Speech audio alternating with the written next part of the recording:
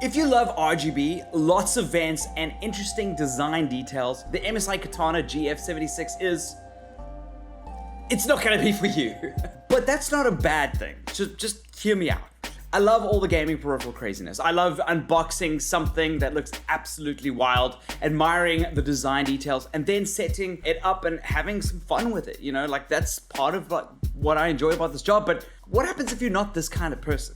This laptop was designed in collaboration with Toyoshi Nagano, a famous Japanese illustrator known for his work on the Romance of the Three Kingdoms games in the 1980s. From this collaboration came the Katana, a name referring to Japanese weapons used by samurai for hundreds of years. You guys know what those are. These legendary weapons featured the best blade making technology available at the time. They were simple, they were unassuming, but they were expertly crafted and extremely effective. To name this laptop the Katana means that while it may look simple, it was designed to be used by experts to get the job done.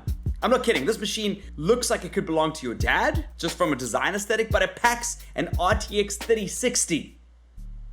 Look at it. This machine, this thin, with that card, it's bananas.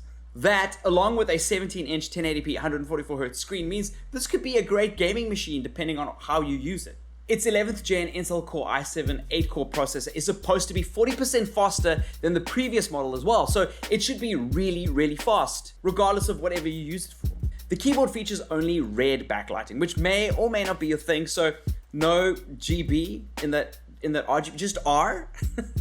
But it feels great and it has really good travel. Windows machines often have trackpads that feel like an afterthought, but this one is really good. It's responsive with a nice tactile feel on the button clicks so that it feels like you're pressing a mouse, which is really nice. Also, being a Windows machine, it has loads of ports on both sides, including a full HDMI port that you can use to output to a nice large 4K display. Some serious vents around the two rear corners cool down this beast, meaning that the crazy hardware should be able to keep going all day and all night. So it could be a nice gaming machine, but I don't think that's exactly who this machine is for. It's a little bit too understated. I mean, I would prefer a 240Hz screen, to consider it for gaming, but I know that 144Hz is pretty standard. A lot of people who are going 144Hz will be upgrading from a 60Hz display. Trust me, you've got to do that. It makes a huge world of difference. I think it was designed for serious content creators. Someone who wants a nice, large, high refresh screen with a really strong GPU for video editing, 3D animation, or game development. Take Mr. Nagano, for instance. He's an illustrator working in the gaming industry.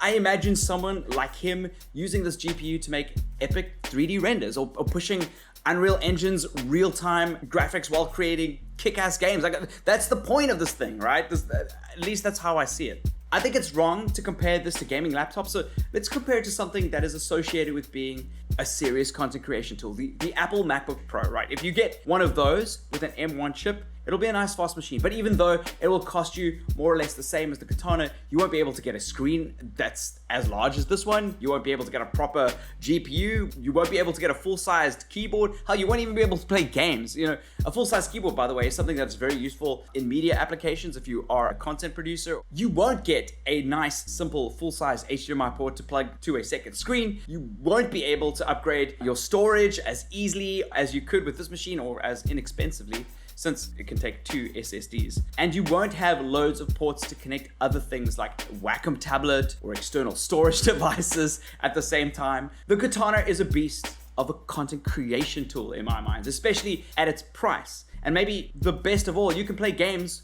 while you take a break from your work. So it's a little bit of the best of both worlds. This machine, for my use case, probably won't replace my daily driver because I've got a few other needs that I have, but I'm not the target market. If you're looking for a mobile machine to create content on, you could do a lot worse than this one. It's a premium content creation tool, but doesn't come with a premium price. So that's the trade. It's an absolute weapon, as Mr. Nagano might say. But those are my thoughts. What do you think? Is this a machine that's too boring for you? Do you want more like lights or colors? Or what would you add to make it more fun, or something that you would consider buying? And if you're currently looking for a content creation machine, would you consider working on something like this? Let me know below so that we can have a chat about it. Who knows, we might have this on the channel. I'll see you guys in another video. Cheers.